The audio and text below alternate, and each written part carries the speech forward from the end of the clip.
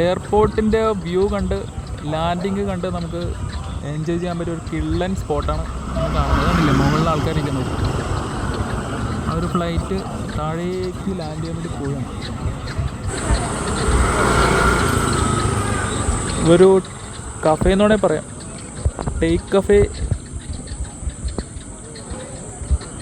അല്ലേ, take off കഫേയാണ് അതിൻ്റെ പേര്. ആൾക്കാരൊക്കെ അത് മതിൻ്റെ മുകളിലാണ് കയറിയിരിക്കുന്നത്.